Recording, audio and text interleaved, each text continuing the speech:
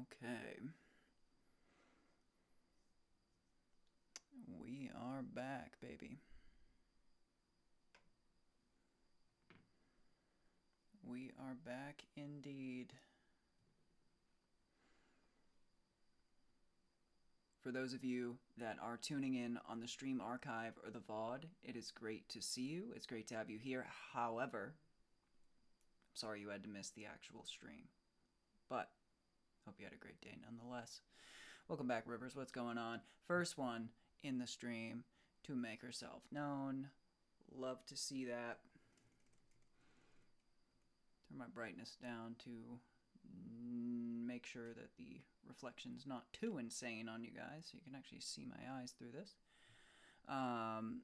What's going on, Maria? Welcome back. Second person to make themselves known in the stream. Love to see it.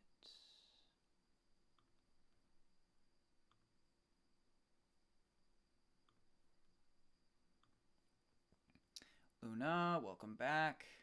Third person to make themselves known here in the stream. Great to see you and welcome back. How was your day today, guys? Let me know. Let me know now because I need to know. Luna, you've been missed. It's great to see you back in the saddle with us. Very, very good.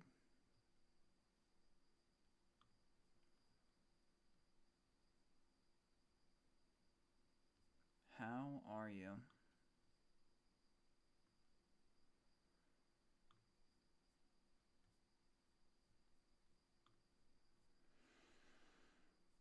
Okay. I'm just getting everything set up here. Nalina, welcome back. It is great to see you as well. We have also missed you very much. Look at that. We've even got Nalina in the house.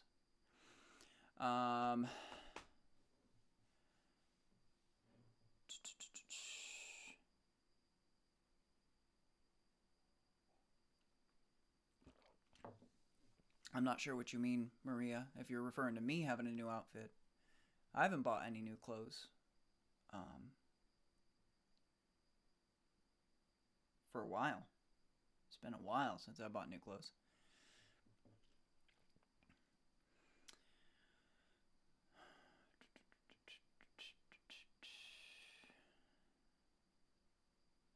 Uh-huh.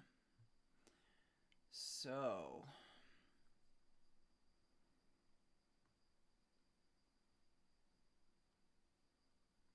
And Maria's happy to see Luna. Very good. Nalina asks, how is everyone? Luna says, not bad. Kinda been keeping busy. Today is my day off. I've been cleaning and doing laundry. I'm currently making a tofu burrito. Sounds freaking amazing. Absolutely amazing. Nalina's been busy as well. That's good. And bad, because we've missed you. And same with Luna. We've also had to miss you too. And we've had to miss Maria for a while as well. She's just recently returned for the past few streams. She's been a regular as well. Very good. And yes, indeed. So it's very good to see all of you. Those couple of you that have been absent for a little bit. Tell Jackie we miss her as well. Sounds good, Nalina. Have a great day. I know you've got to get ready. It's the perfect time for you to have to do that. Well, I've also been gone too, Luna. I've had a lot to work on for you guys, so I've been away as well for for 5 days. Well, no. So yesterday I came back after a 5-day break because I had to launch the podcast for you guys, and then before that, so prior to those 5 days, I had streamed twice, and then before that, I had taken a month off to catch up on a bunch of video work surrounding the streams and the community. So it's been really busy. So it's not just you. What are you doing over there? And yeah, we've really missed you too, Nalina. We really have. Whenever I do a stream, I think about everybody we're missing, and that 100% includes you, Nalina, and Jackie, and anybody. If you're ever not in the stream, just know I'm thinking about you, and hoping you're okay, and hoping you return to us soon. Always, every time.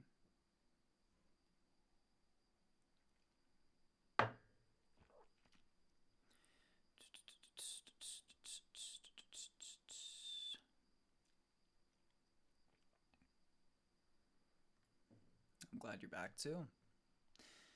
At least for now. I know you've got I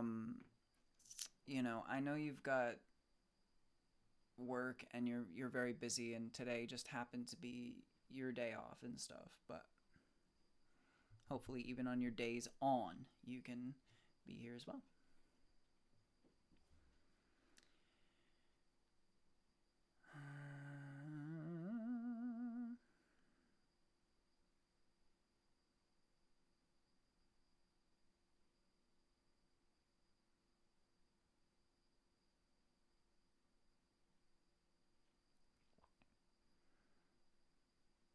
That sounds good, Rivers.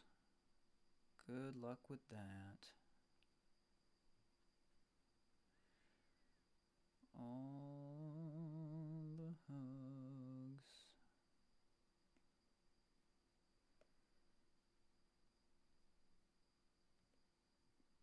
Hi.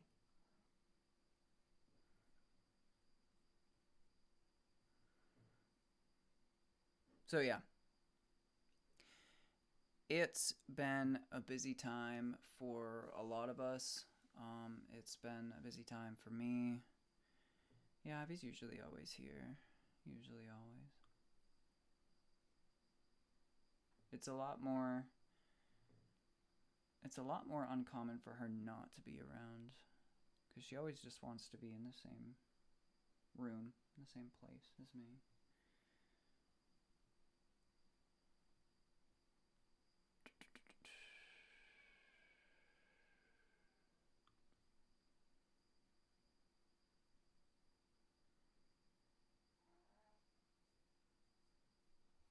Maybe she'll jump up behind me. And she did. She's making her appearance. I will let the camera focus on her so you can see her just right. Ivy. Hi.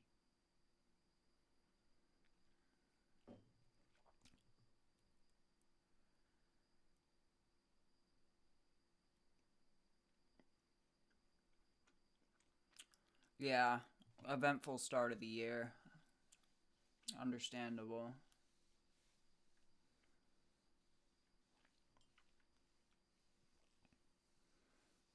Yeah, there's really nothing for her to knock out. She's really not bad about that sort of stuff.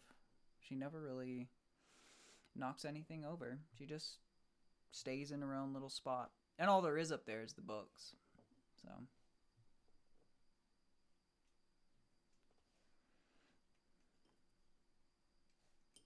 she'll be fine.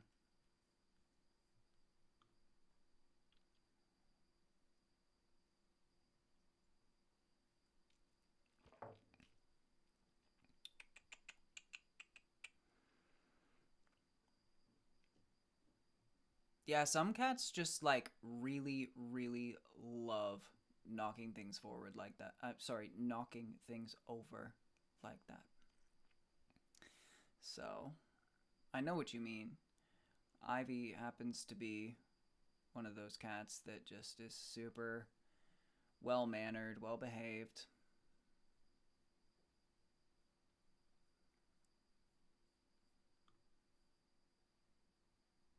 So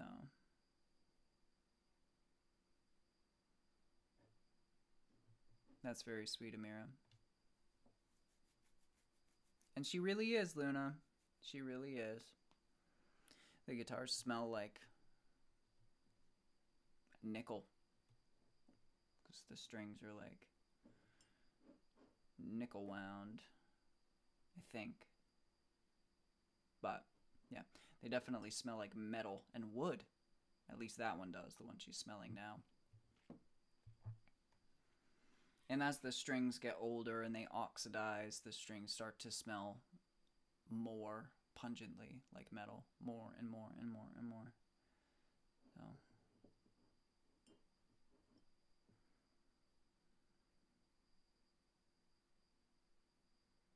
yeah, like some cats are very confident and they'll just like knock it over and like be like proud of it and they kind of like want to mess with you a little bit.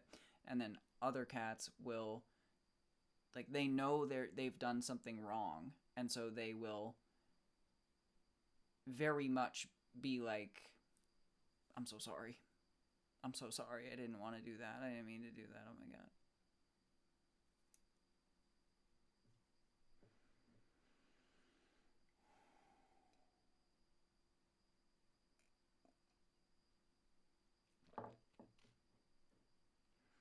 Yeah, Lucifer's kind of a standoffish one, and so that makes sense. Urgoy's kind of the more rambunctious one, I would say, in my opinion, from what I've gathered. Oh, she finally came down. Hello.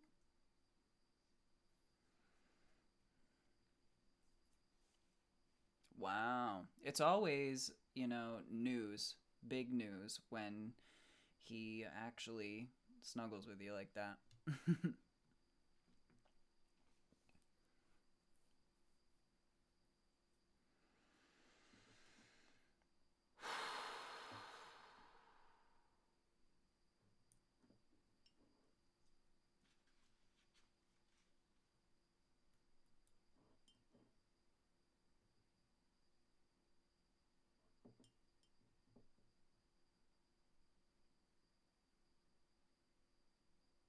Yeah. Well, he probably then in that case he probably doesn't think that he it has done something wrong. He probably just thinks that he he probably is just scared from the noise and like disturbing something like that. That would also be like Ivy would be a mixture of both. She would A know that she had done something wrong or at least think that she had. And then B, she would be scared at the noise that it made when it fell or something like that.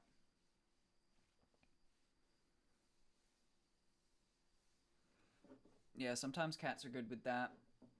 Good with sensing those sort of things. And we'll come to the rescue a little bit.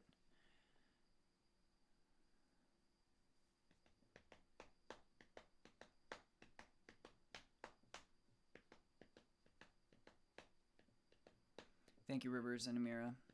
And yeah, I picked them out myself. I bought them myself.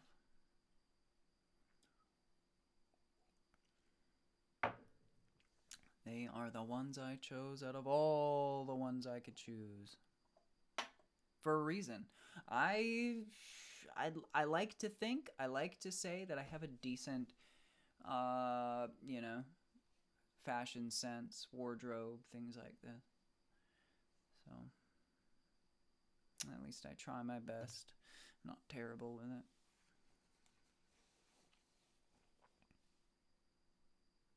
That is very good. It's very good that he did that. Mm-hmm.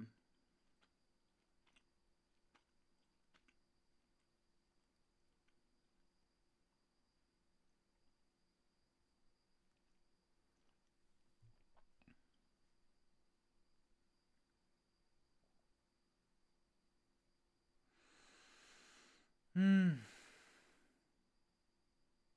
Well, I spent all day just working on uh the episode 2 of the podcast. Um and I mean literally all day. I didn't let myself do anything until I finished it. So it took me from when I woke up until right before I started the stream. Right before I started the stream, I just did like my skincare routine, folded some laundry, like everything I needed to do today. I tried to cram it into like 30 minutes, and then I started the stream. But I did finish the goal. Podcast episode 2 is out, and as I read to you guys more, I get better at it. I can already tell. I mean, it's only been 2 episodes in, and two streams as well of it. But man, it gets better, and I feel that it gets better every time. Subtly, just subtly better. Like, so this episode, I was listening to it over once I released it, and there's just subtle differences, subtle improvements that I'm really liking. Even just in my ability to edit the audio and get it perfect. So that was my day today.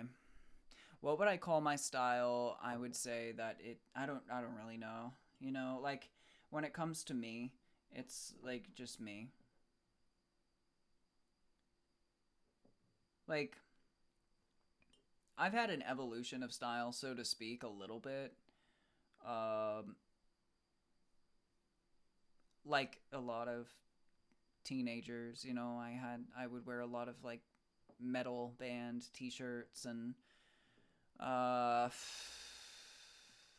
stuff like that. And like really tight jeans and things. So, you know, like I had like typical sort of hardcore metal band kid hair and outfits back in high school and things until I was a senior in high school. And then when I became a senior in high school, I started to become more of what I am now, which is less cookie cutter, you know, hot topic sort of stuff like that, and more what you see now. That then evolved and refined itself into um, like my early 20s, and then it's kind of just always been the same since then. So it's just a very Jackson Downer style. It's I don't even know what to classify it. It's the same way with my music. You know, when people ask me on stream all the time, like, what genre is your music? I can't super, like, there's the evolution of explaining the evolution, but could I actually explain like what it is and categorize it into a box? Nah. It's not. It's just nuanced. It's nuanced, especially when you take like the other things outside of my clothing, such as tattoos and piercings and like the accessories that I use as well. That adds further nuance to it. So,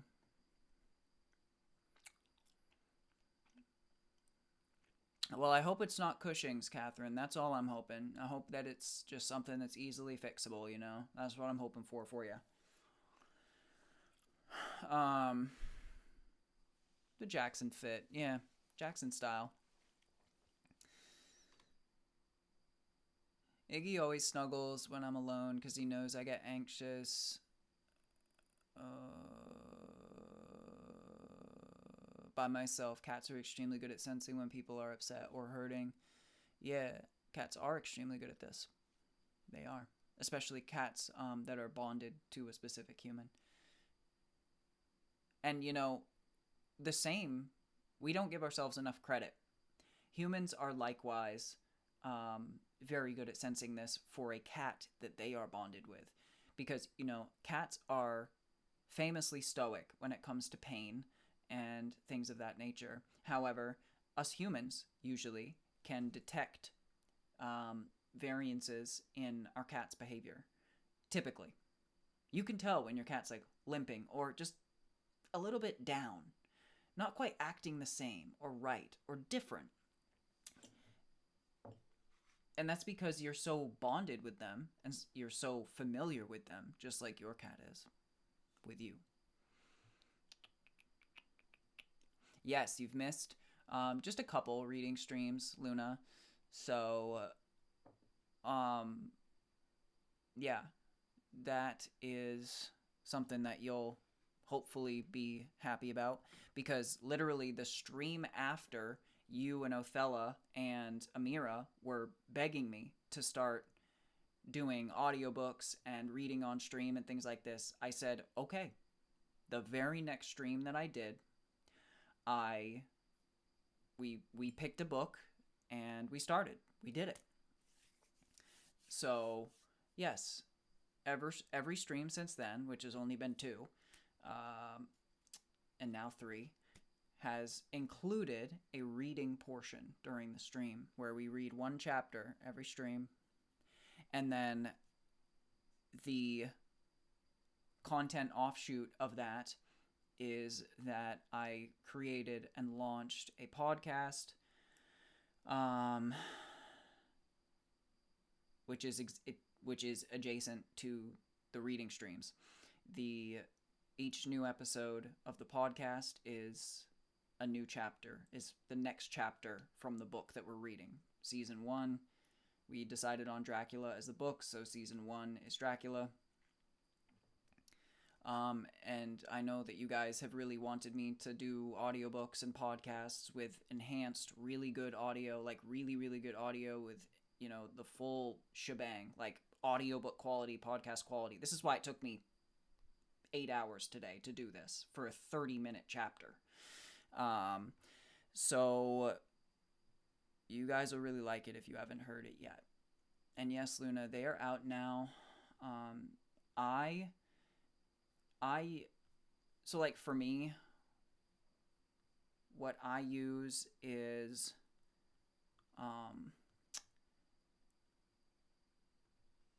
Apple Podcasts. That's what I use for my podcasts, but it is out on any streaming, anywhere you get your podcasts, basically. Spotify, YouTube. All you have to do is search Jackson Downer Reads. I will show you on Apple Books here in just a second, so you can see.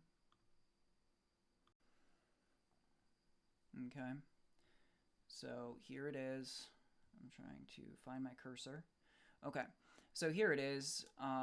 Like I said, I just put out chapter 2 today, and so after every new stream, we'll get a new episode of the podcast, and then after I finish a season, meaning I finish a book, I will release all of them together, stitched professionally, so you won't even be able to tell that they were ever a separate podcast episode, into an actual audiobook that you can listen to from start to finish, uninterrupted, blah, blah, blah, blah, blah.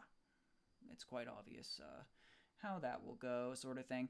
But if you want the video component, the edited video component that goes along with it, then you can tune into Spotify or YouTube. YouTube and Spotify have the video component. All the other podcast platforms only have the audio, like Apple Podcasts. So that's that situation. I'm glad that you love Dracula. Well, you're in a good place then. Yeah, I mean, that's what the community voted on, the majority. But yeah, you'll love the audio quality. You'll love it, I think.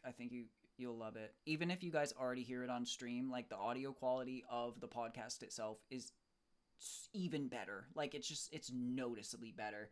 It's so good to like just fall asleep to or listen to as you're doing stuff.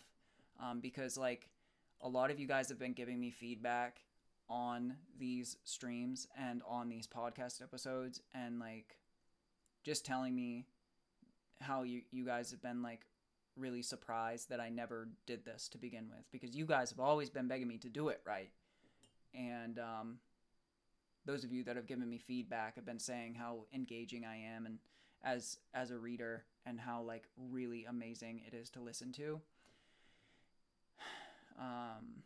So yeah, I mean, it's not something I really knew I'd be great. Like I couldn't tell because I've never done it before, but of course, like knowing how I do performance wise when it comes to just the streams or music or whatever I do, I'm very good at like performance and things, and you guys really like my voice and stuff. So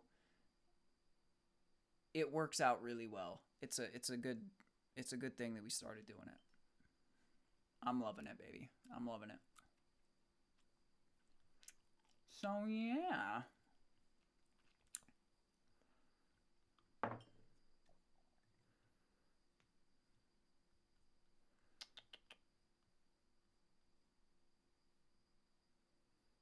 Oh, my Streamlabs is up here now. Thank you for addressing me so properly, Luna, and I am so glad. I do hope that you love it. Once you actually hear it and everything, I hope that you really do. Jim Boy Alternative is a good way. Is a good one, Amira. I like that. You hope that it's not Cushing's? Absolutely. We are by your side. You know we are. And I love that you're gonna listen to it to sleep. That's awesome, Luna. I love it.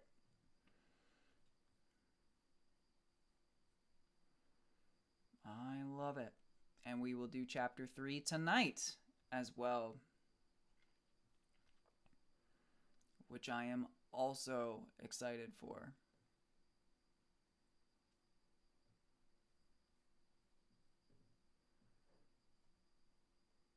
Well, there's two versions of jealousy, Amira, right? Like, there's toxically jealous and then, like, healthily jealous, right? There is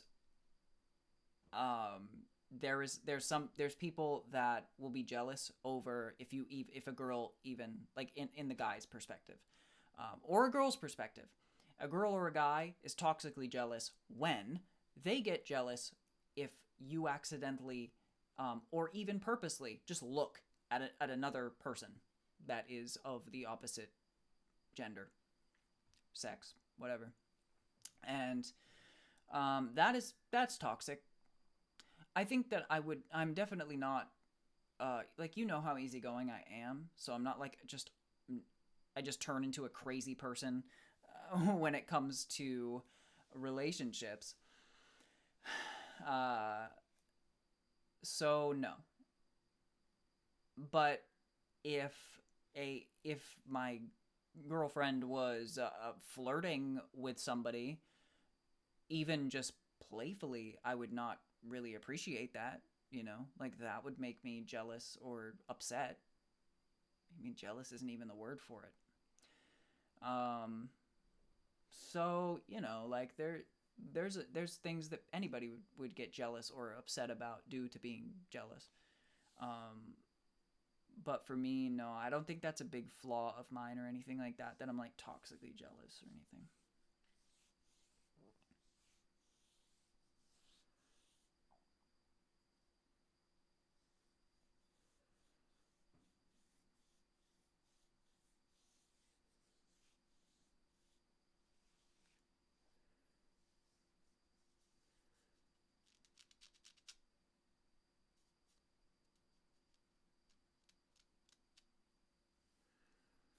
Well, we just look at other people.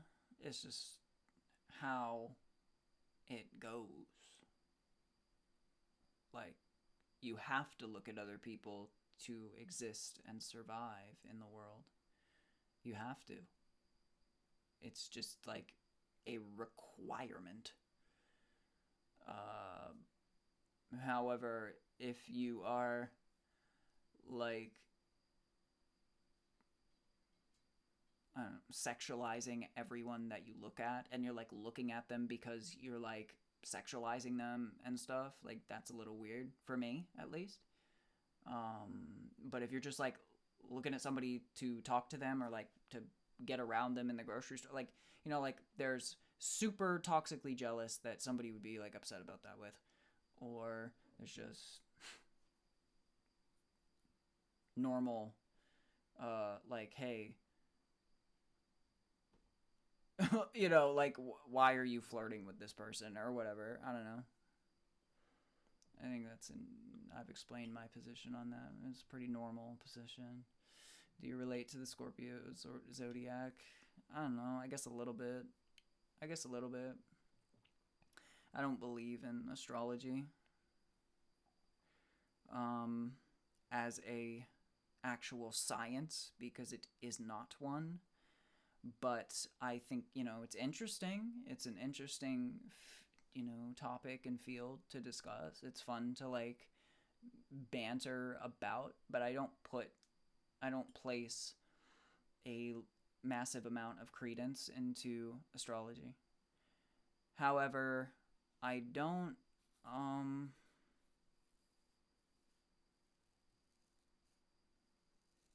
it's not like I can't talk about it and, be like, "Oh, that's interesting." Like I do align with that trait of this particular zodiac sign, things like that. Like they're cool. They're cool.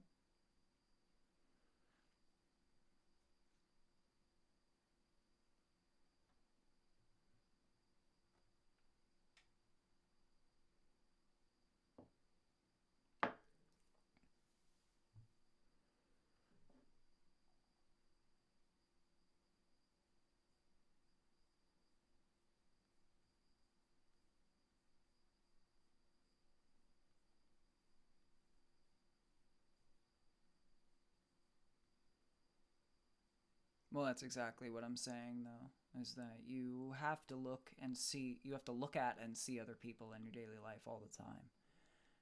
But looking at them and noticing them and seeing them is different than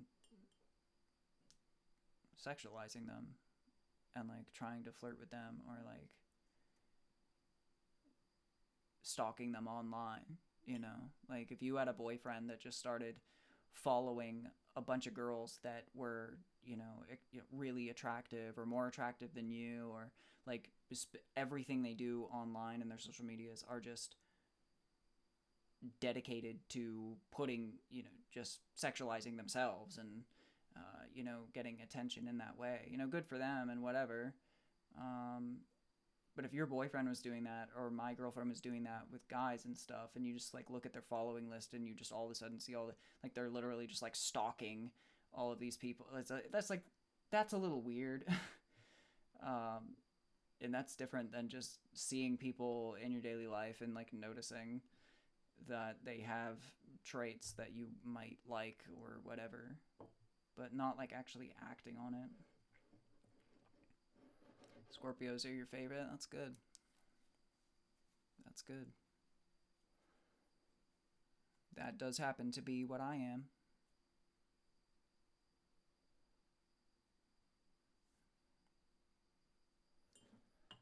I just so happen to be born in the right month range to be one.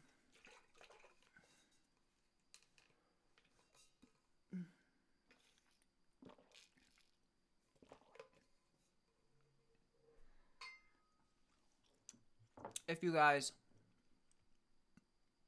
if you guys can, if you are able to, well then you're also Amira's favorite, Rivers. If you guys can or are able to, please do. I meant to say this when I was talking about it, but please do. Um, follow the podcast on whichever audio streaming or podcast streaming situation you use. Please do. Um, that helps, and it also will get you in a position to know when the episodes come out if you've missed a stream or if you fell asleep halfway through my reading it or whatever. Also, for those of you that are new or need a refresher on Twitch, um, obviously bits are a thing, but the easiest thing that you can do, of course, is if you have Amazon Prime, link your Amazon account to Twitch, which is literally a 2-second ordeal. And if you can use your free Amazon Prime Twitch subscription for me here on Twitch, that is so helpful to me. It really does allow me to do this and keep doing this, and do it more often, because the more that I can get support on the stream, the less I have to focus on my company so hardcore and be away from you guys more and more. Like tomorrow, I'll be gone, for 8 to 10 hours, and then I've got to edit another video, and then I've got to somehow cram time in for the stream. So that obviously, as you guys know, the more support we get on the stream, the more often I'm able to be here. So I do appreciate you guys all the time, and very greatly.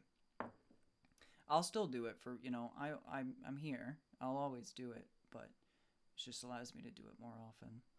I'm still just lurking a little bit because I'm making my bed. Sounds good, Rivers. No worries. You're just listening. That's okay. We all know that this is partially just a podcast where you listen to me talk. And, there's quite a few of you in here that, aren't in the chat at all, and there's nothing wrong with that. You're just listening and you're here. No wonder you're my twin, Rivers. Yeah, exactly. You were just saying the other day on Discord that she was your twin. I love Scorpios so much. I'm a Capricorn. Very good. I don't know. I used to be interested in the compatibility. That's a whole astrology thing. Is like, what is this particular sign's compatibility with this other sign? And I think that one of the ones for Scorpio, at least, like for Scorpios that get, from a Scorpio's perspective, that they get along with really well is Cancer, I think, from what I remember. But who gets along with Scorpio from their perspective is a different story. That could be different. I don't know if it's the same vice versa. Maybe it is.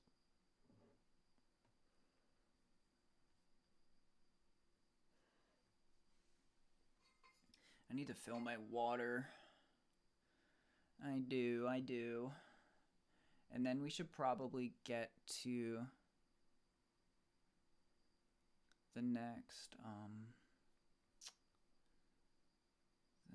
chapter before it gets too late, because it's already 1:30.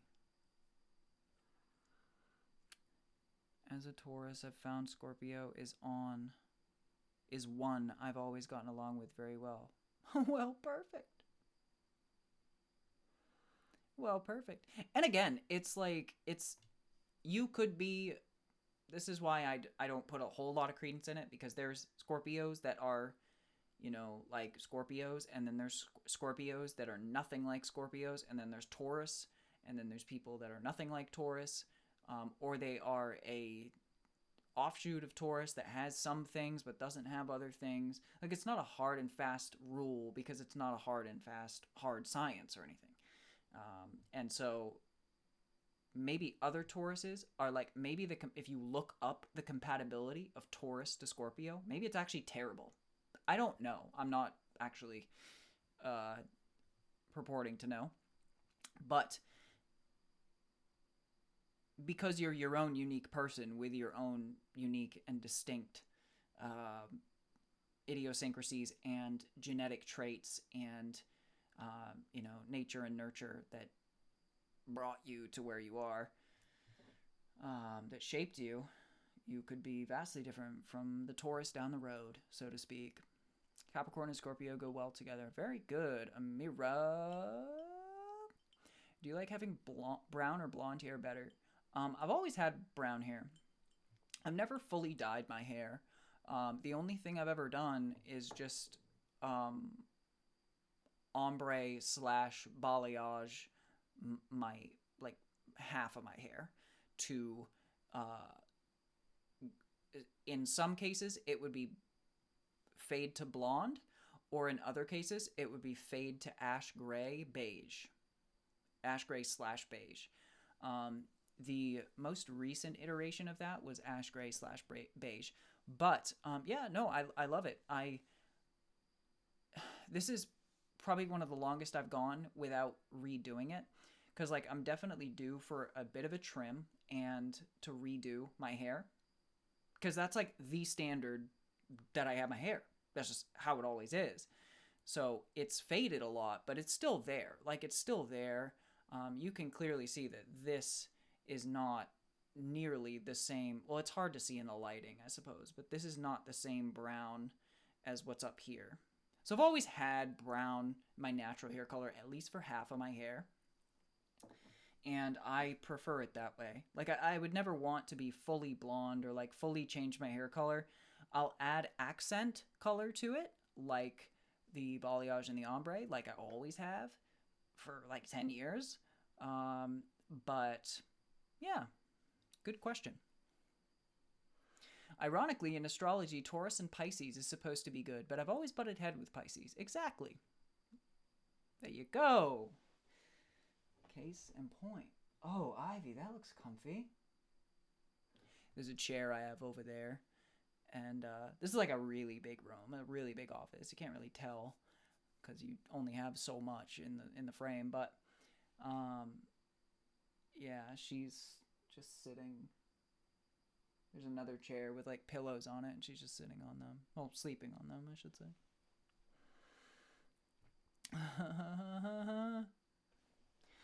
Okay. Let's get my water refilled really quick. Boop, boop, boop, boop.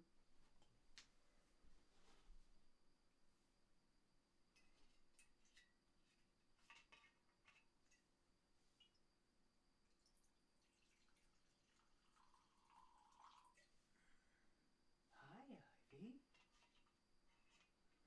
What are you doing?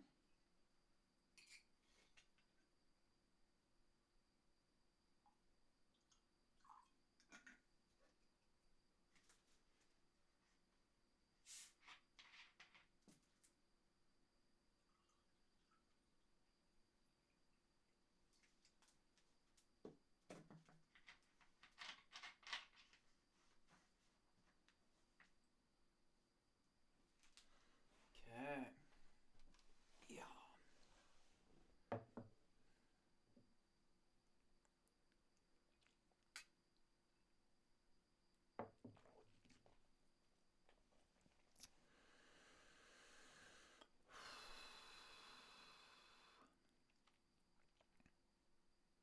Why am I so cool? Because I'm not. Because I'm not. I don't think I am. I'm glad you think I am, though. There's plenty of people that don't think I am, though. It's a matter of opinion.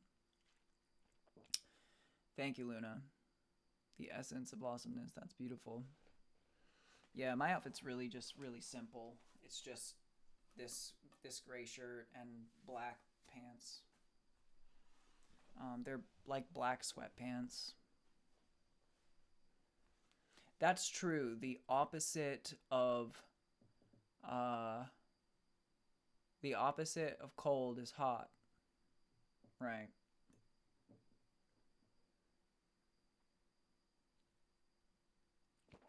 And thank you.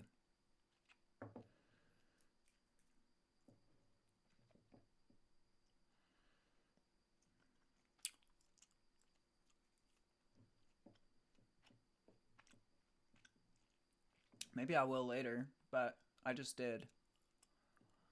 And it's really simple. It's literally just this and black pants.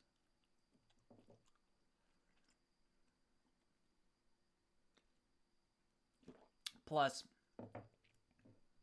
all these streams are uploaded. You can just see them. You can watch them again.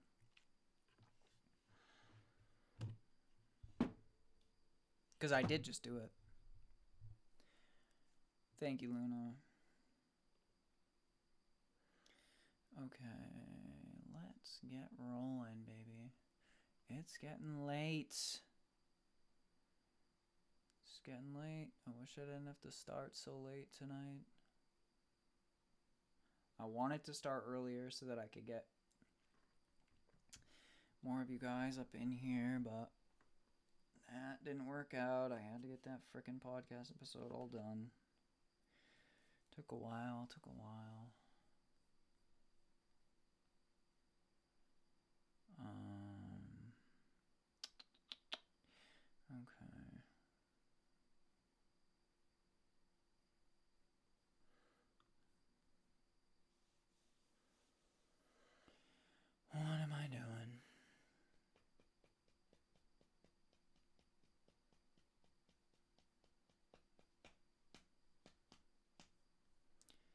Extreme category. The book's getting really good right now, too.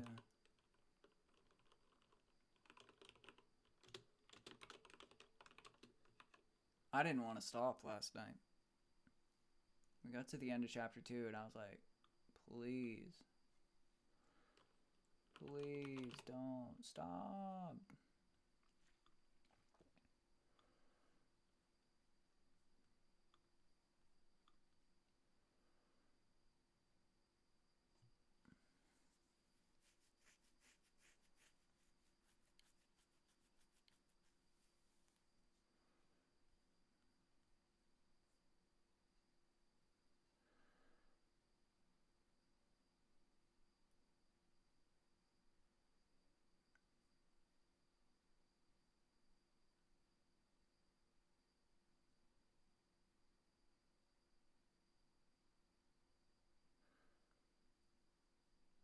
Okay. Get the lights turned out real quick.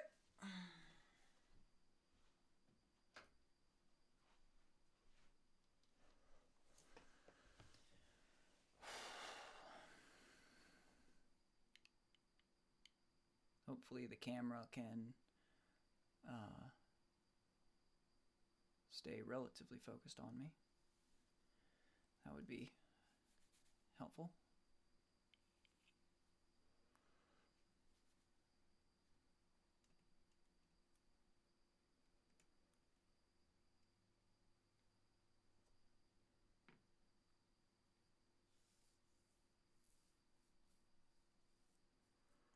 Maiden ate a burger tofu burrito. Or a bigger tofu burrito than I thought, and now my tummy hurts because I ate the whole thing. Worth it, but I feel like a roly-poly at the moment. Yeah, sometimes that can happen if you overdo it a little bit with your meal. Understandable. Well, you are now in the rest and digest phase, so rest, lay down, sit down, and just let yourself digest. Soon enough, you shall feel better. Just gotta get that bolus of food starting to move along the digestive tracts.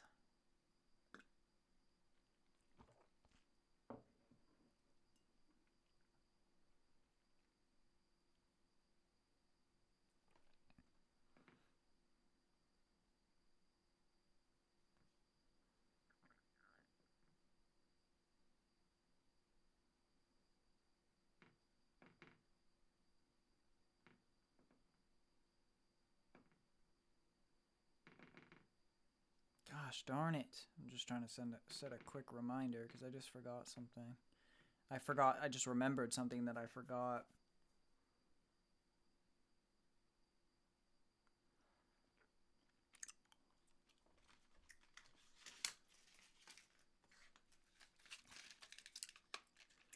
I hope so. I hope so, Luna. Listen up and listen good. Crap.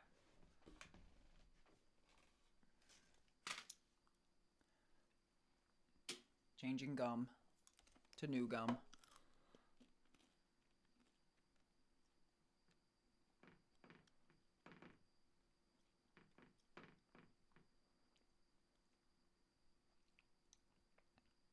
Okay.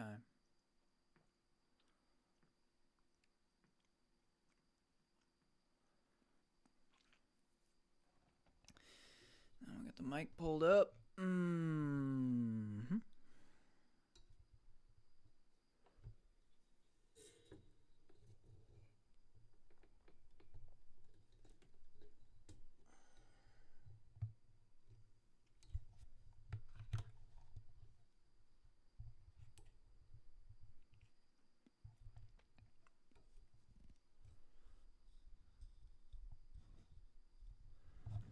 Pulled up and out.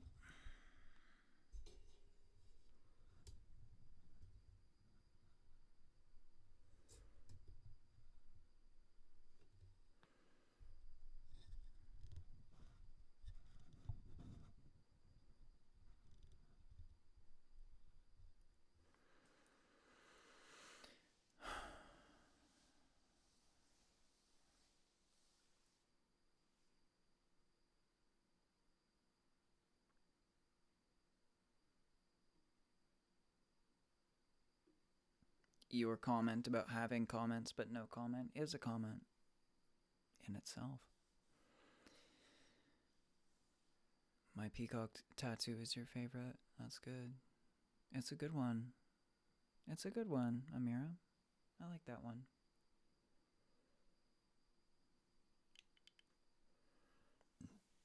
Definitely not a bad one. Okay, I think we're good here. Good to go.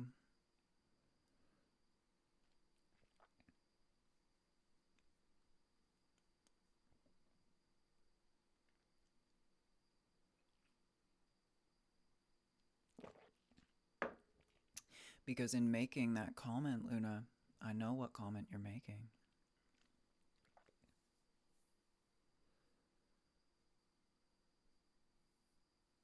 Yeah. Well, I'll keep my promise. I'll keep my promise and keep it at subscriber goals met, right? So I have to change the stream category to actually see what sub goal we're at. But as you guys know, whenever we hit our sub goal, I hit you with tattoo explanation. Full tattoo explanations. This is always so difficult trying to get... and there goes the frickin' whole thing.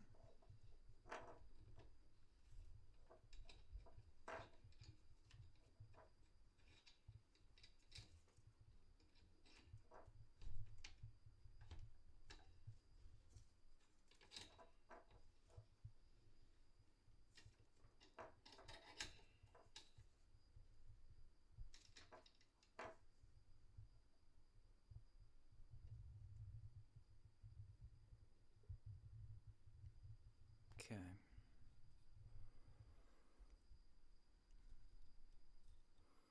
Okay.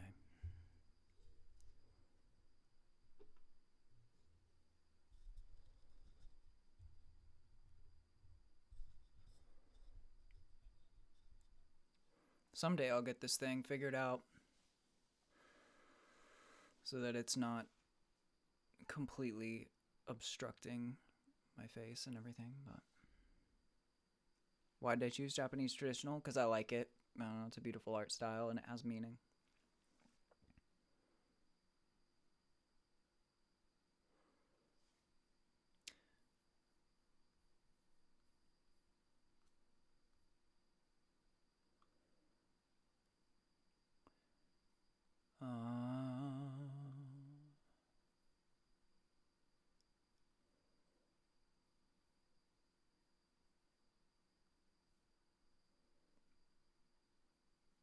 Manage goals. Yeah.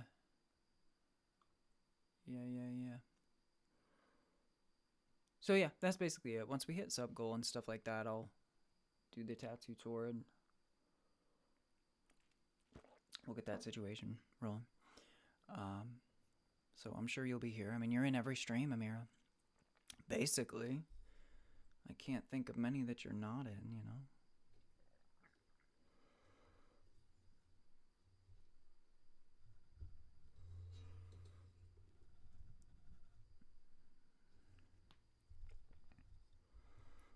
So we shall embark on Dracula Chapter 3 tonight.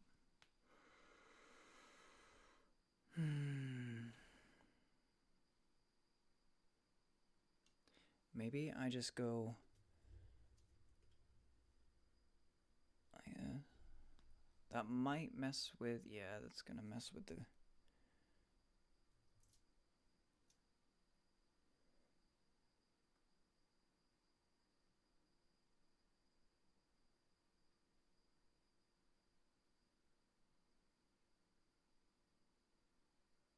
Yeah. That could work. Yeah, I think that can work. Because if I'm looking at the book, then... Okay. And usually I turn this other lamp on. Forgot about that.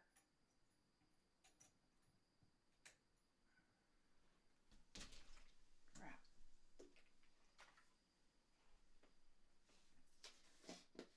Okay.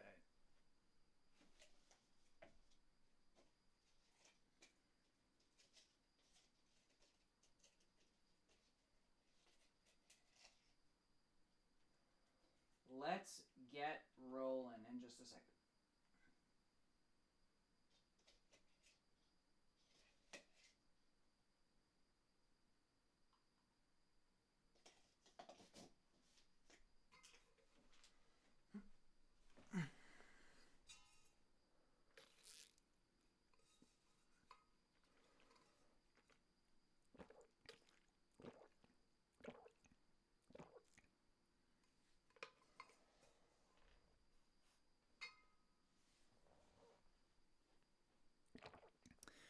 I think I'm sufficiently lit with the lighting, anyway.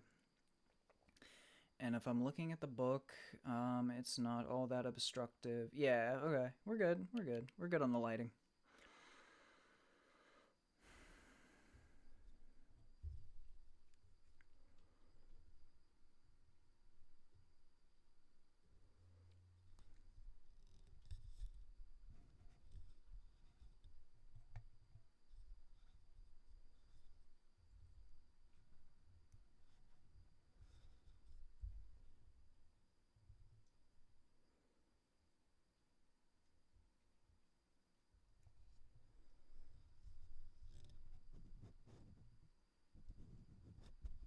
Now I just need to keep it from friggin' sliding around.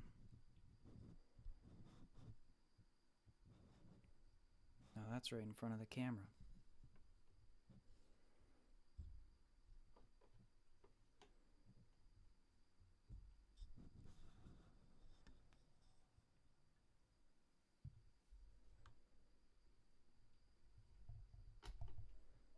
Okay.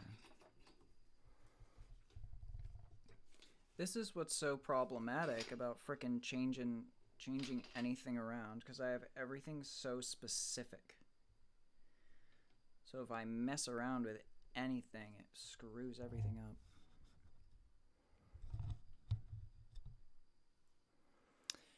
Okay. I think that'll do, as long as it doesn't move. Jeez.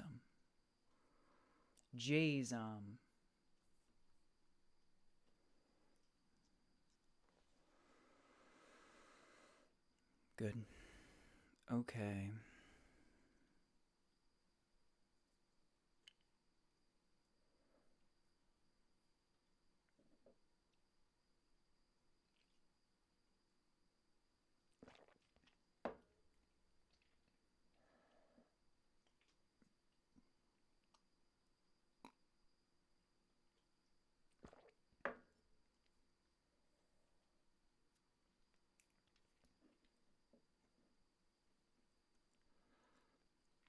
Let's rock and roll.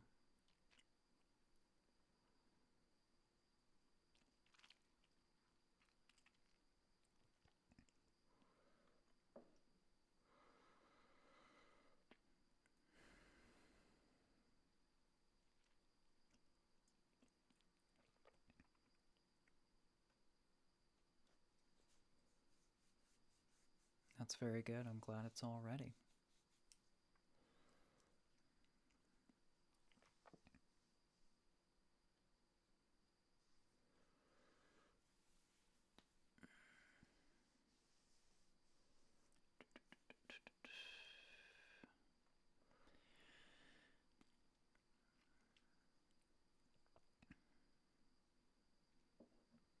And now I am ready.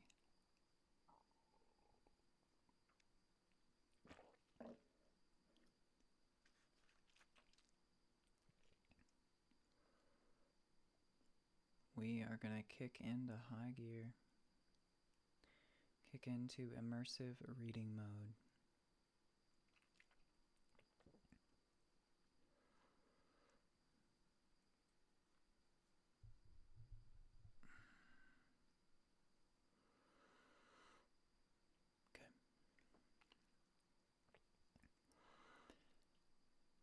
Chapter 3. Jonathan Harker's Journal. Continued. When I found that I was a prisoner, a sort of wild feeling came over me. I rushed up and down the stairs, trying every door and peering out of every window I could find. But after a little, the conviction of my helplessness overpowered all other feelings. When I look back after a few hours, I think I must have been mad for the time, for I behaved much as a rat does in a trap. When, however, the conviction had come to me that I was helpless, I sat down quietly as I have ever done anything in my life, and began to think over what was best to be done. I am thinking still, and as yet have come to no definite conclusion. Of one thing only I am certain, that it is no use making my ideas known to the Count. He knows well that I am imprisoned, and as he has done it himself, and has doubtless his own motives for it, he would only deceive me if I trusted him fully with the facts. So far as I can see, my only plan will be to keep my knowledge and my fears to myself, and my eyes open. I am, I know, either being deceived, like a baby, by my own fears, or else I am in desperate straits. And if the latter be so, I need, and shall need, all my brains to get through.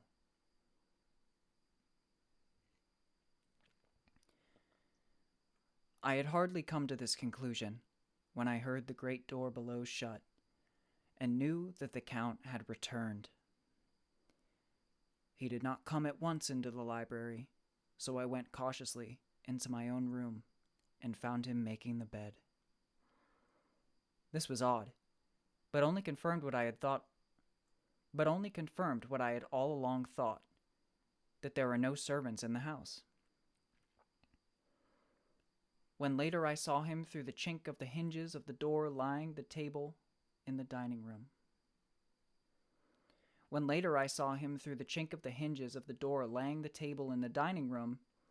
I was assured of it. For if he does himself all these menial offices, surely it is proof that there is no one else in the castle.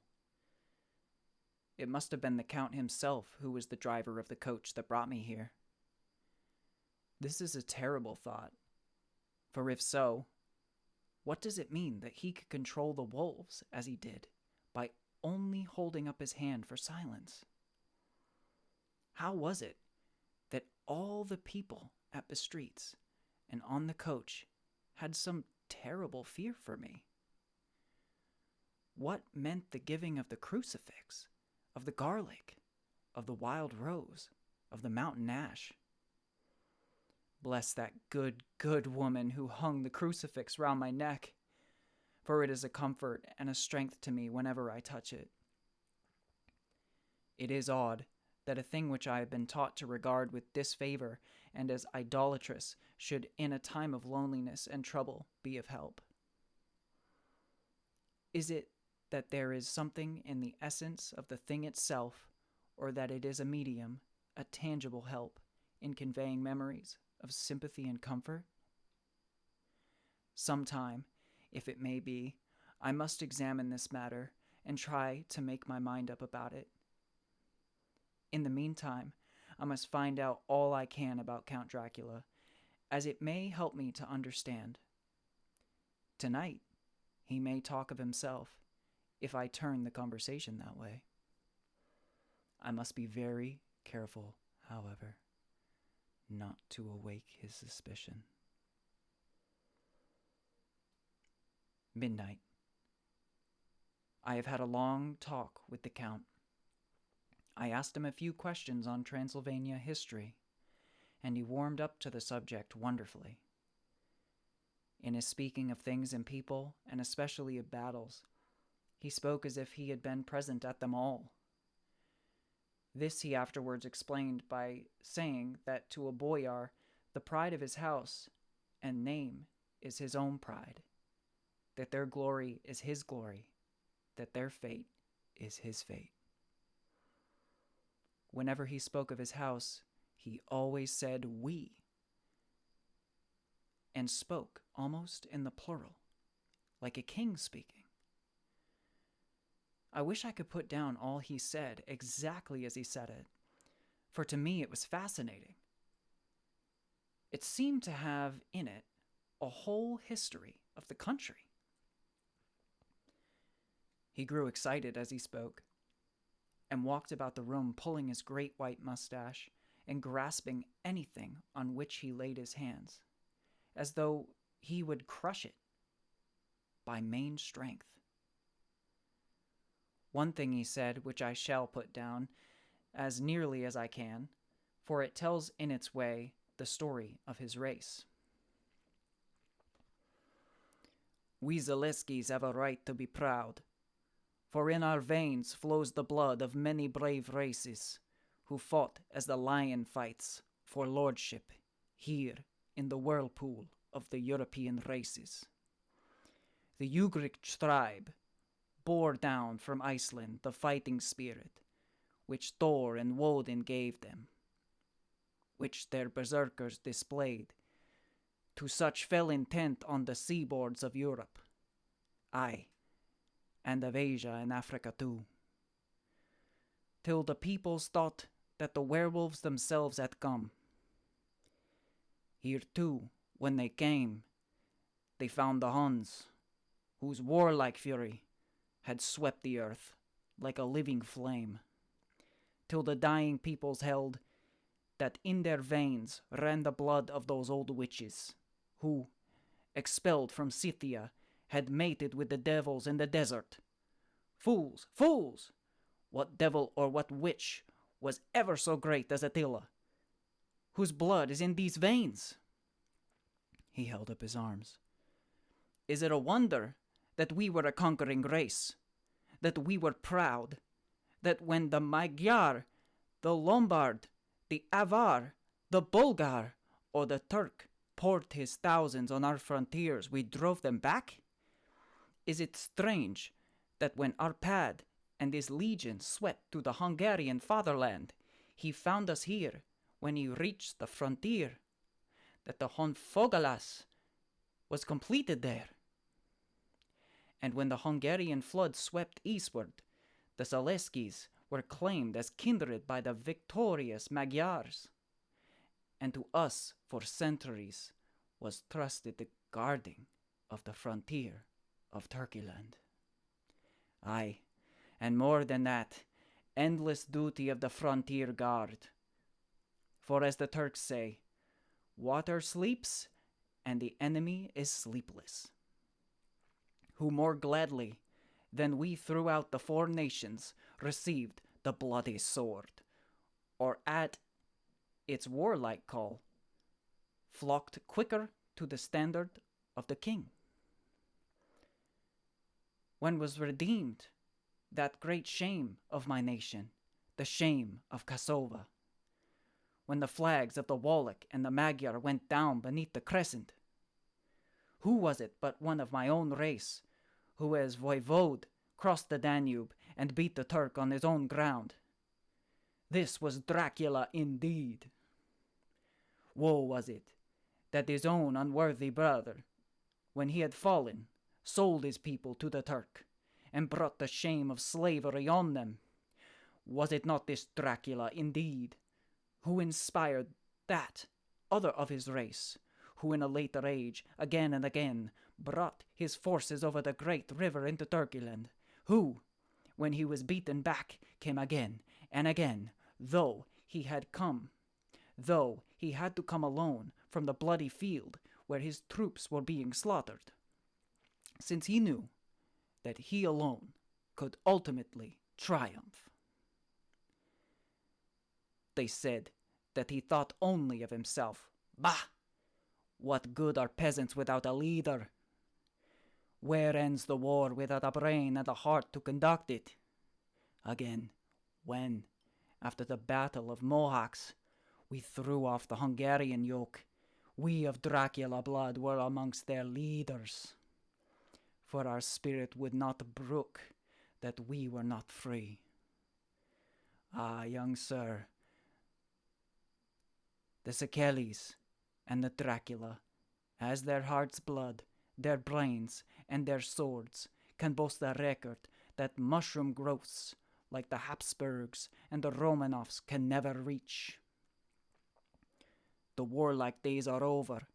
Blood is too precious a thing in these days of dishonorable peace, and the glories of the great races are as a tale that is told. It was by this time close on morning, and we went to bed. For my memory, this diary seems horribly like the beginning of Arabian Nights, for everything has to break off at cockcrow, or like the ghost of Hamlet's father. The 12th of May. Let me begin with facts, bare, meager facts, verified by books and figures, and of which there can be no doubt. I must not confuse them with experiences which will have to rest on my own observation or my memory of them. Last evening, when the Count came from his room, he began by asking me questions on legal matters and on the doing of certain kinds of business. I had spent the day wearily over the books, and simply to keep my mind occupied, went over some of the matters I had been examined in at Lincoln's Inn.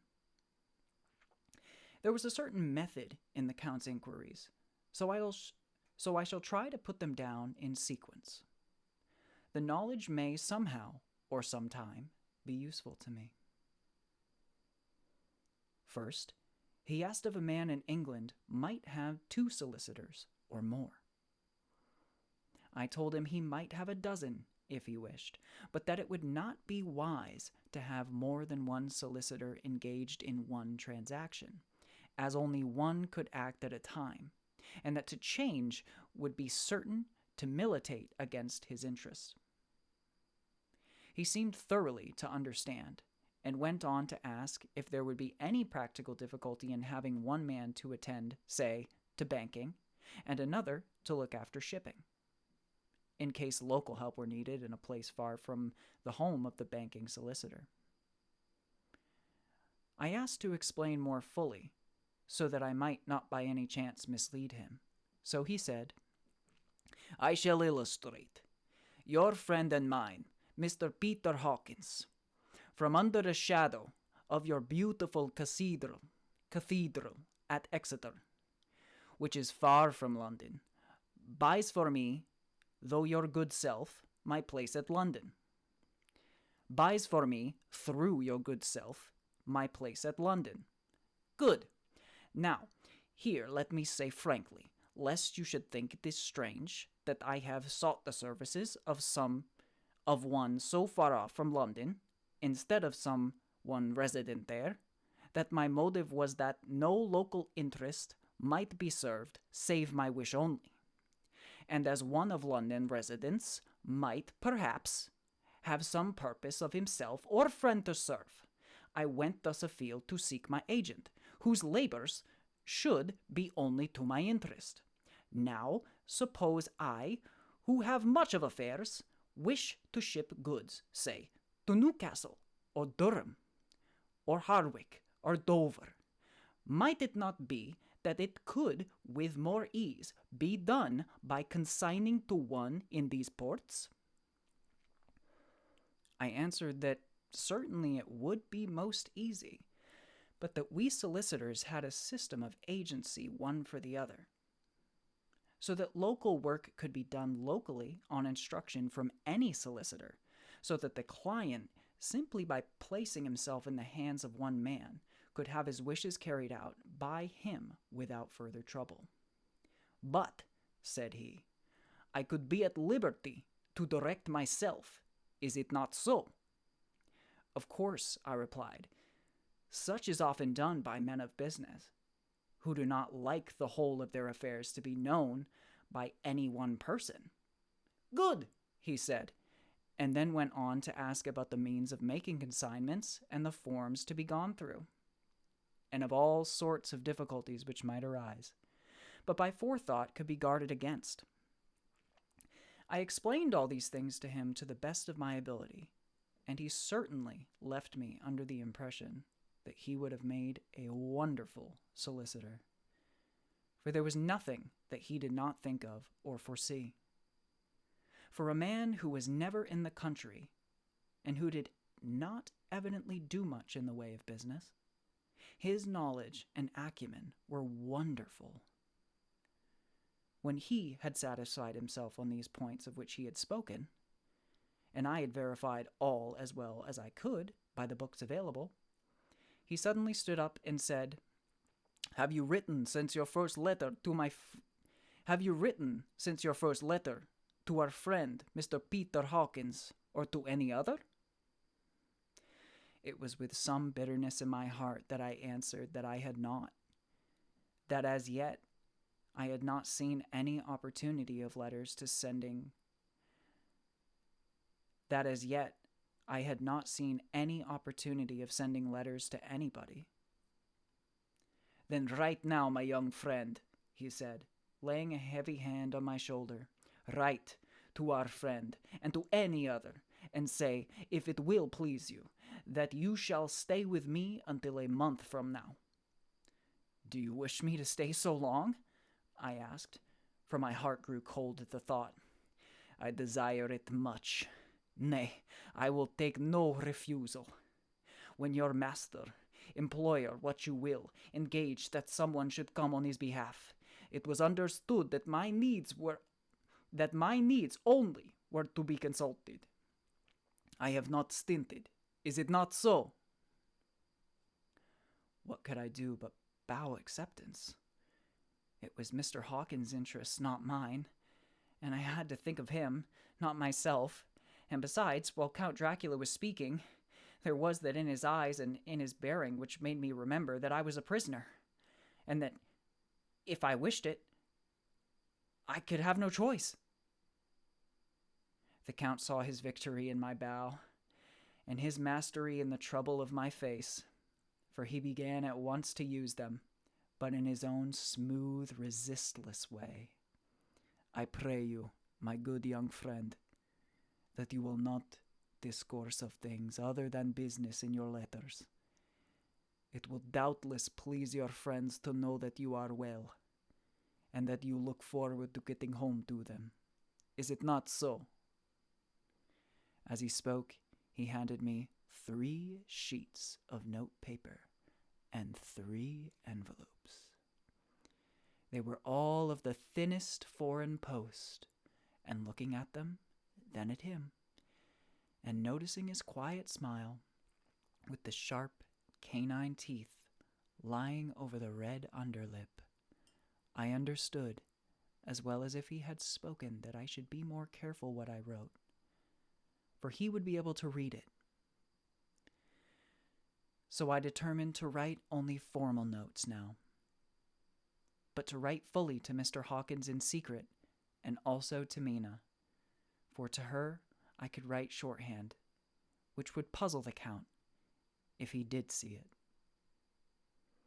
When I had written my 2 letters, I sat quiet, reading a book, whilst the Count wrote several notes, referring as he wrote them to some books on his table.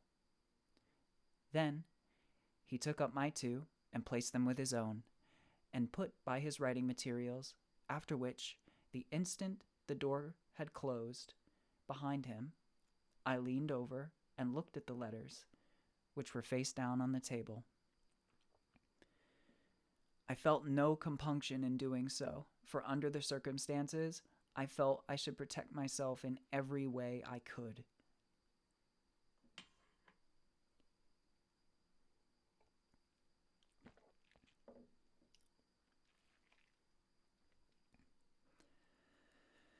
One of the letters was directed to Samuel F. Billington, number 7, The Crescent, Whitby.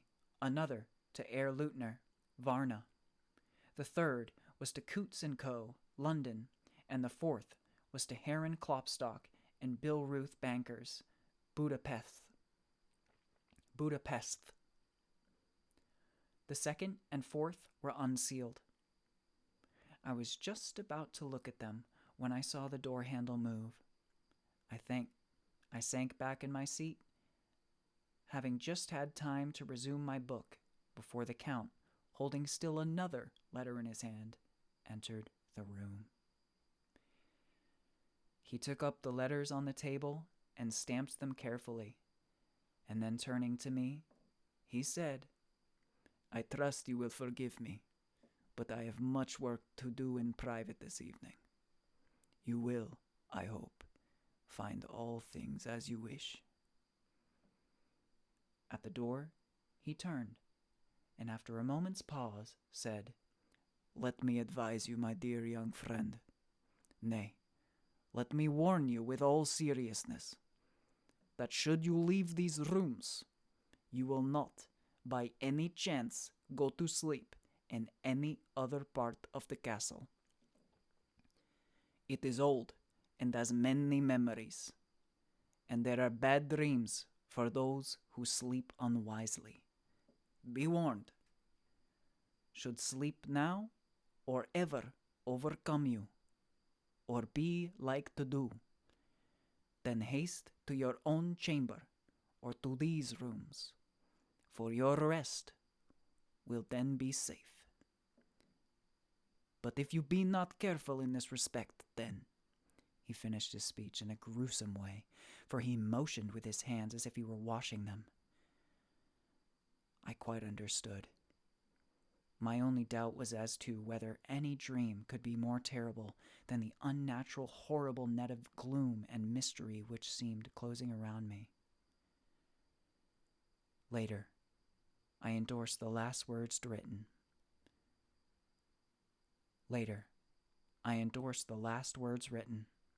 But this time, there is no doubt in question. I shall not fear to sleep in any place where he is not. I have placed the crucifix over the head of my bed. I imagine that my rest is thus freer from dreams, and there it shall remain.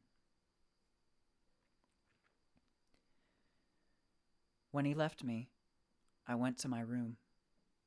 After a little while, not hearing any sound, I came out and went up the stone stair to where I could look out toward the south. There was some sense of freedom in the vast expanse, inaccessible though it was to me, as compared with the narrow darkness of the courtyard. Looking out on this, I felt that I was indeed in prison, and I seemed to want a breath of fresh air, though it were of the night. I am beginning to feel this nocturnal existence tell on me. It is destroying my nerve. I start at my own shadow, and am full of all sorts of horrible imaginings. God knows that there is ground for my terrible fear in this accursed place. I looked out over the beautiful expanse, bathed in soft yellow moonlight, till it was almost as light as day. In the soft light, the distant hills became melted, and the shadows in the valleys and gorges of velvety blackness. The mere beauty seemed to cheer me. There was peace and comfort in every breath I drew. As I leaned from the window, my eye was caught by something moving in a story below me. As I leaned from the window, my eye was caught by something moving a story below me, and somewhat to my left, where I imagined, from the order of the rooms, that the windows of the Count's own room would look out. The window at which I stood was tall and deep, stone mullioned, and through the weather room was still complete. But it was evidently many a day since the case had been there. I drew back behind the stonework and looked carefully out.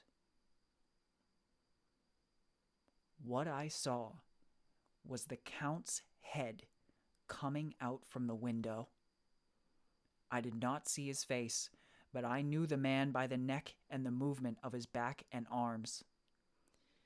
In any case, I could not mistake the hands which I had had so many opportunities of studying. I was at first interested and somewhat amused, for it is wonderful how small a matter will interest and amuse a man when he is a prisoner. But my very feelings changed to repulsion and terror when I saw the whole man slowly emerge from the window and begin to crawl down the castle wall over the dreadful abyss, face down, with his cloak spreading around him like great wings. At first, I could not believe my eyes. I thought it was some trick of the moonlight, some weird effect of shadow, but I kept looking, and it could be no delusion. I saw the fingers and toes grasp the corners of the stones, worn clear of the mortar by the stress of years, and by thus using every projection and inequality, move downwards with considerable speed, just as a lizard moves along a wall. What manner of man is this? Or what manner of creature is it in the semblance of a man? I feel the dread of this horrible place overpowering me. I am in fear, in awful fear, and there is no escape for me.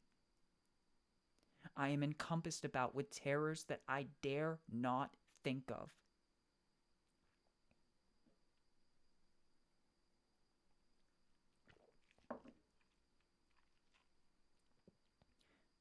The 15th of May.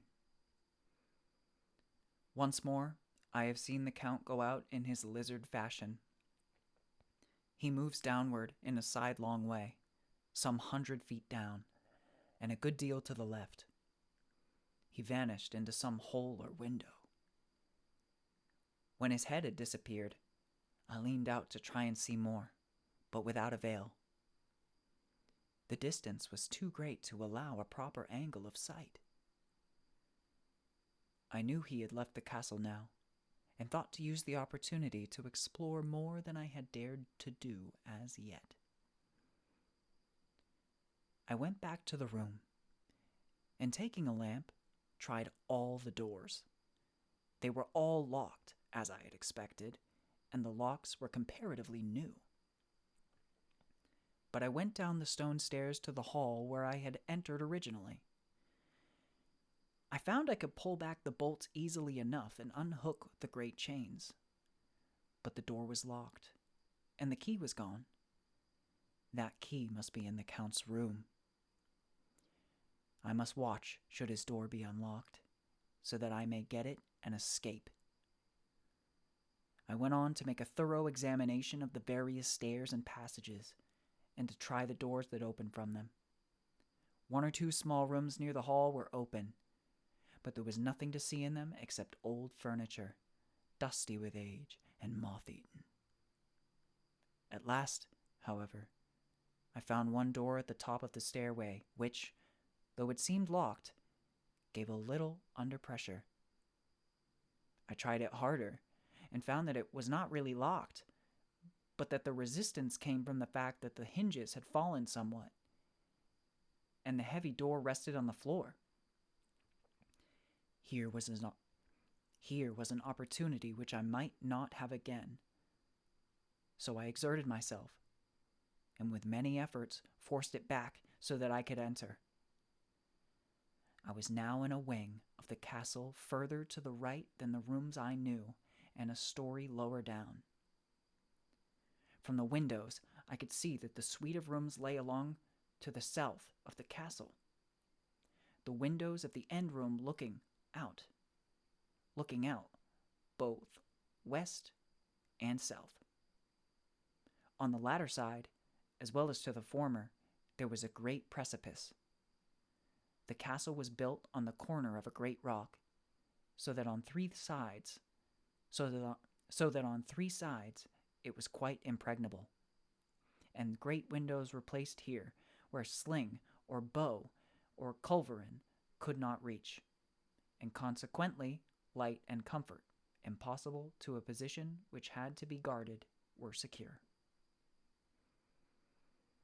To the west was a great valley, and then, rising far away, great jagged mountain fastnesses, rising peak on peak, the sheer rock studded with mountain ash and thorn, whose roots clung in cracks and crevices and crannies of the stone. This was evidently the portion of the castle occupied by the ladies in the bygone days. This was evidently the portion of the castle occupied by ladies in bygone days, for the furniture had more an air of comfort than any I had seen. The windows were curtainless, and the yellow moonlight, flooding in through the diamond panes, enabled one to see even colors, whilst it softened the wealth of dust which lay over all and disguised in some measure the ravages of time and moth.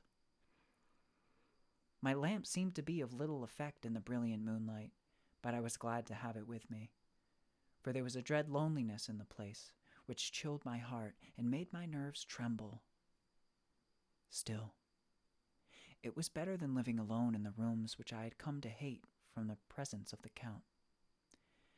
And after trying a little to school my nerves, I found a soft quietude come over me. Here I am, sitting at a little oak table, where in old times possibly some fair lady sat to pen, with much thought and many blushes, her ill-spelt love letter, and writing in my diary in shorthand all that has happened since I closed it last. It is the 19th century up to date with a vengeance.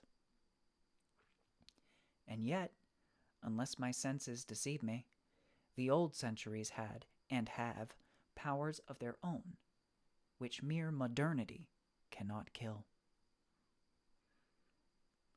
Later, the morning of the 16th of May.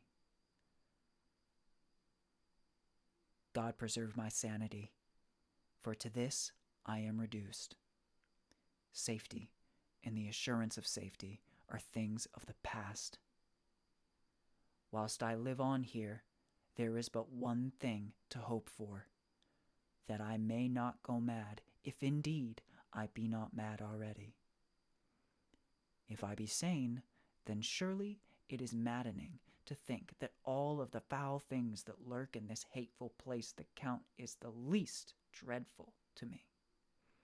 That to him alone I can look for safety, even though this be only whilst I can serve his purpose.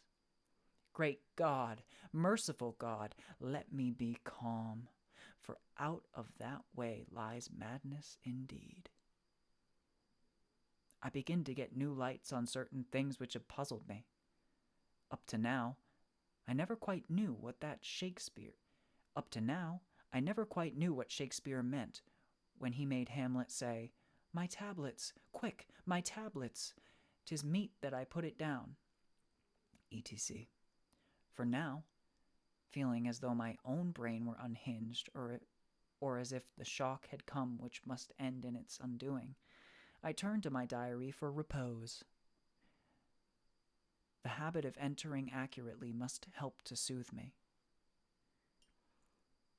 The Count's mysterious warning frightened me at the time. It frightens me more not when I think of it, for in the future he has a fearful hold upon me. I shall fear to doubt what he may say. When I had written my diary and had fortunately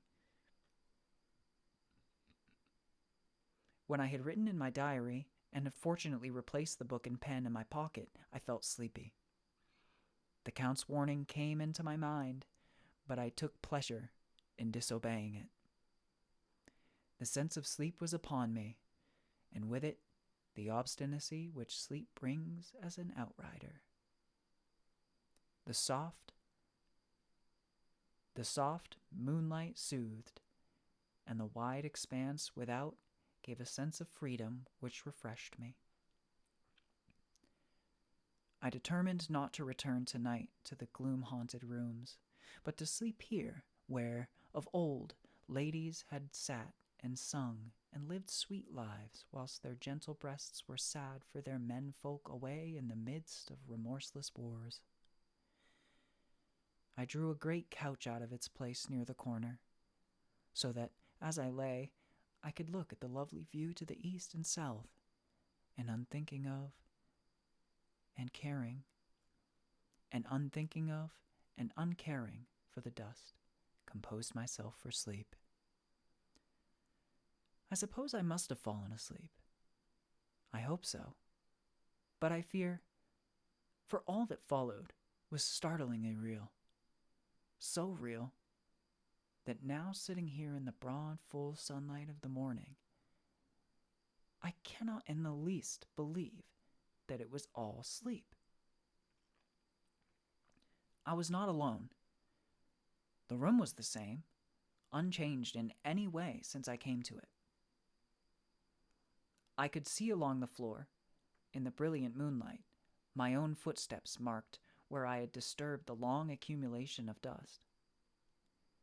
In the moonlight opposite me were 3 young women, ladies by their dress and manner. I thought at the time that I must be dreaming when I saw them. They threw no shadow on the floor.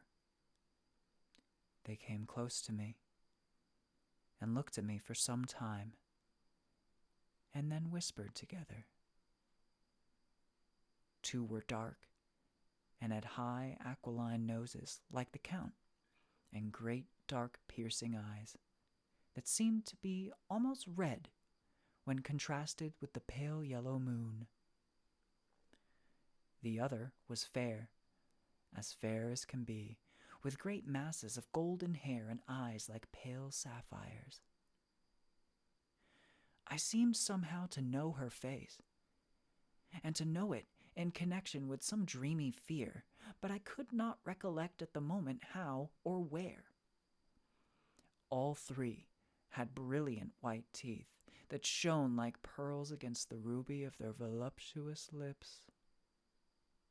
There was something about them that made me uneasy, some longing, and at the same time some deadly fear. I felt in my heart a wicked, burning desire that they would kiss me with those red lips.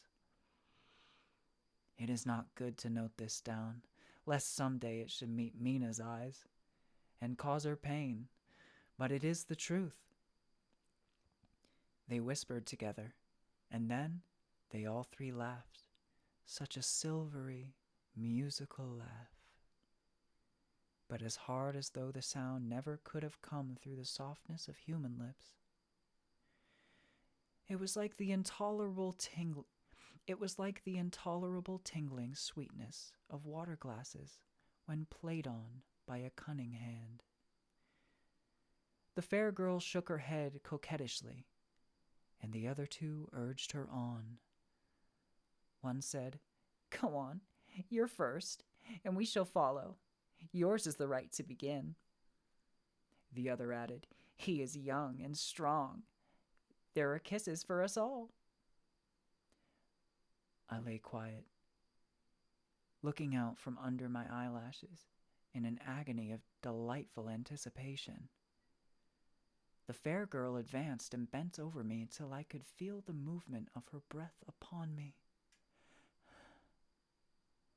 Sweet it was, in one sense, honey sweet, and sent the same tingling through the nerves as her voice, but with a bitter underlying, the sweet, a bitter offensiveness, as one smells in blood.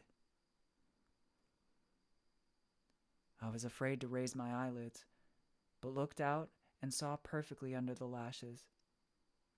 The girl went on her knees and bent over me, simply gloating. There was a deliberate voluptuousness which was both thrilling and repulsive, and as she arched her neck, she actually licked her lips like an animal, till I could see in the moonlight the moisture shining on the scarlet lips and on the red tongue as it lapped the white, sharp teeth. Lower and lower went her head as the lips went below the range of my mouth and chin and seemed to fasten on my throat. Then she paused, and I could hear the churning sound of her tongue as it licked her teeth and lips, and I could feel the hot breath on my neck. Then the skin of my throat began to tingle, as one's flesh does when the hand that is to tickle it approaches nearer, nearer. I could feel the soft, shivering touch of the lips on the super-sensitive skin of my throat, and the hard dents of two sharp teeth just touching and pausing there. I closed my eyes in a languorous ecstasy and waited with beating heart. But at that instant, another sensation swept through me, as quick as lightning. I was conscious of the presence of the Count, and of his being, as if lapped in a storm of fury. As my eyes opened involuntarily, I saw his strong hand grasp the slender neck of the fair woman and with a giant's power draw it back. The blue eyes transformed with fury, the white teeth chomping with rage, and the fair cheeks blazing red with passion. But the Count! Never did I imagine such wrath and fury, even to the demons of the pit.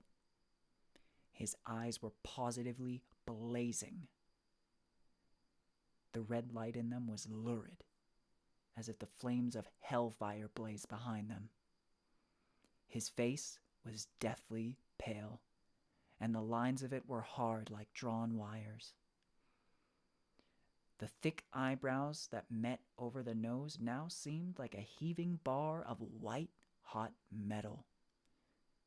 With a fierce sweep of his arm, he hurled the women from him, and then motioned to the others as though he were beating them back. It was the same imperious gesture that I had seen used to the wolves.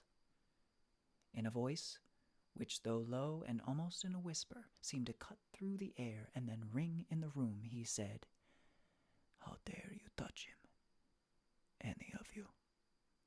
How dare you cast your eyes on him when I had forbidden it? Back, I tell you all, this man belongs to me. Beware how you meddle with him, or you'll have to deal with me." The fair girl, with a laugh of ribald coquetry, turned to answer him. "You yourself never loved. You never love." On this, the other two women joined, and such a mirthless, hard, soulless laughter rang through the room that it almost made me faint to hear. It seemed like the pleasure of fiends. Then the Count turned, after looking at my face attentively, and said in a soft whisper, "Yes, I too can love. You yourselves can tell it from the past. Is it not so? Well, now I promise you that when I am done with him, you shall kiss him at your will. Now go, go, I must awaken him, for there is work to be done." "Are we to have nothing tonight?" said one of them, with a low laugh, as she pointed to the bag which he had thrown upon the floor, and which moved as though there were some living thing within it. For answer, he nodded his head. One of the women jumped forward and opened it. If my ears did not deceive me, there was a gasp and a low wail, as of a half-smothered child. The women closed round, whilst I was aghast with horror. But as I looked, they disappeared, and with them the dreadful bag. There was no door near them, and they could not have passed me without my noticing. They simply seemed to fade into the rays of the moonlight and pass out through the window. For I could see outside the dim, shadowy forms for a moment before they entirely faded away. Then the horror overcame me, and I sank down, unconscious.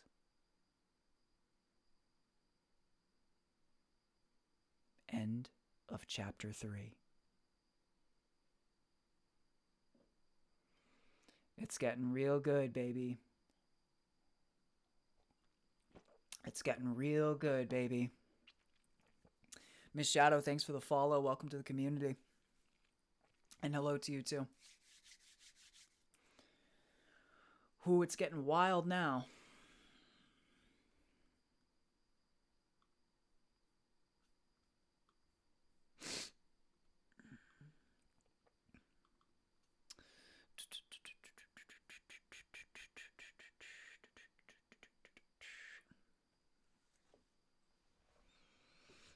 Thanks, Amira. Yeah, I've got a couple different, I've got a few different girl voices. I think you've heard 2 of them at this point, so that's good. Because there was like a couple different girls talking, so I did one of them for one of them, and then another one of them for another one of them. Hey, Remy, welcome back. And it's just a glitch. So, like, for me, Remy, your message didn't send 2 or 3 times at all. But for some people, that's happening. But just know that it's not happening for everybody, and it's not any fault of your own.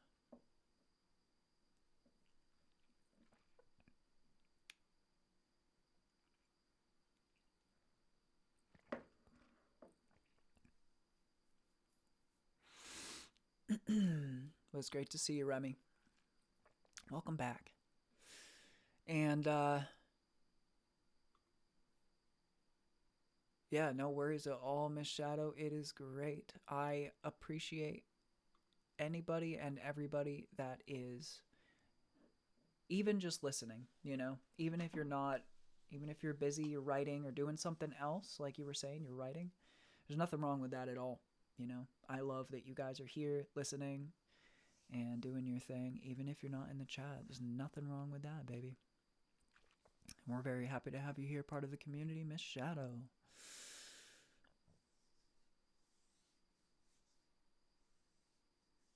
Voice actor, yeah, Mira, you know it. And Luna, thank you. I'm glad you like it. I'm glad you like it.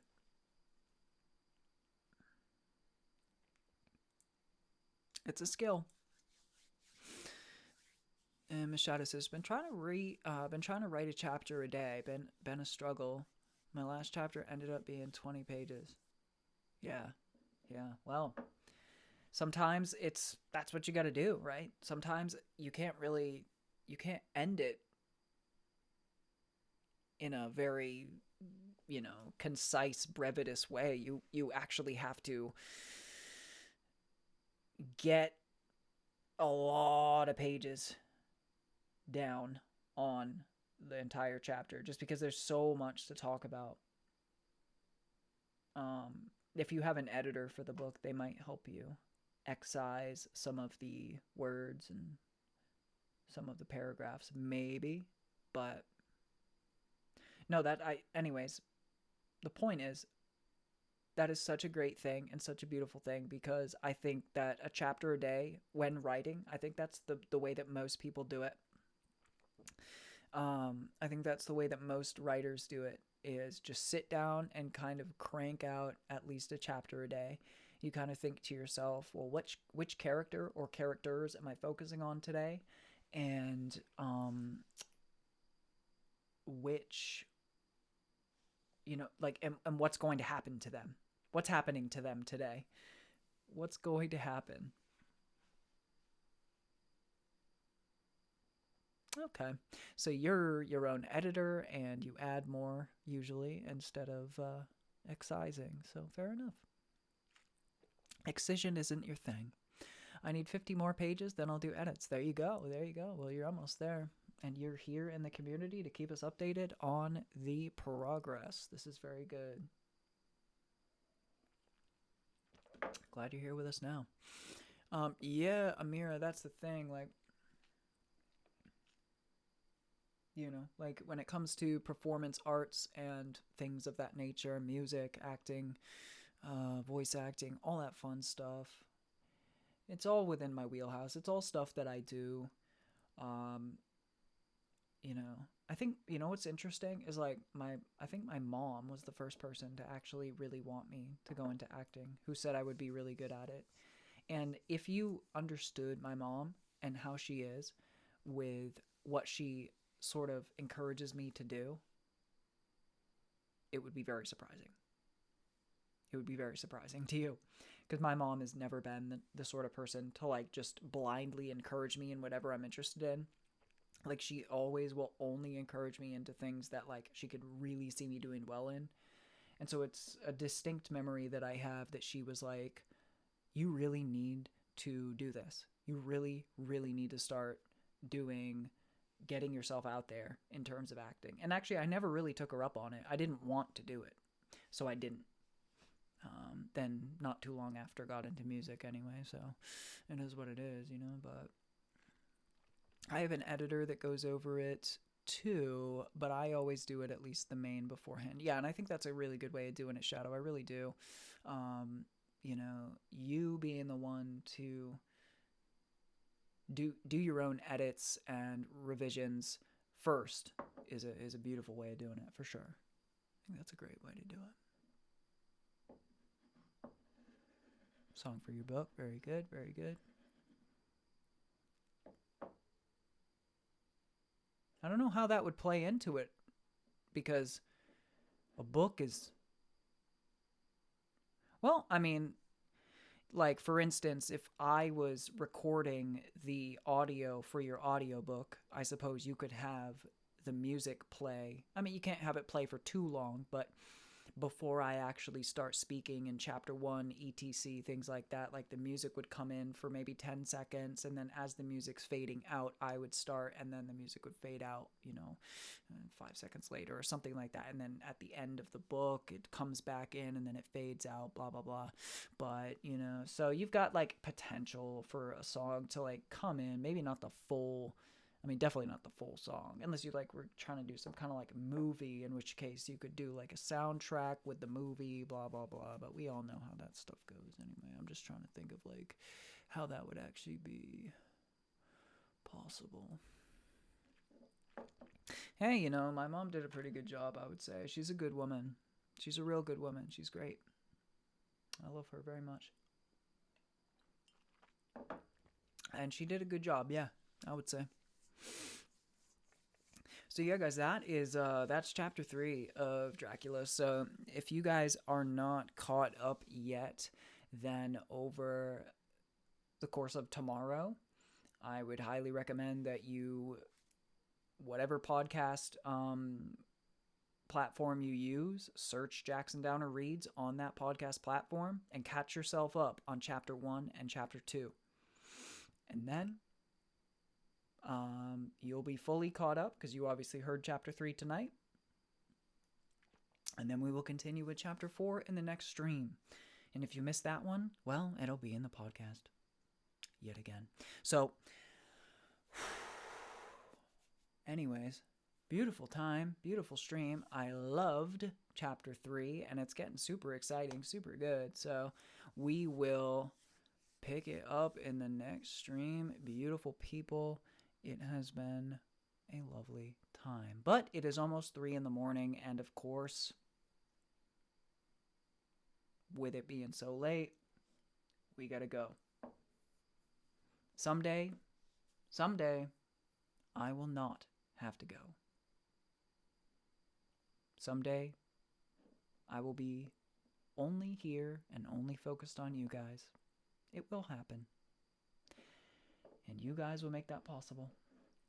I love you all. I hope you have a beautiful night. Much love to you all. And with that, I will say goodnight, and I will see you next time.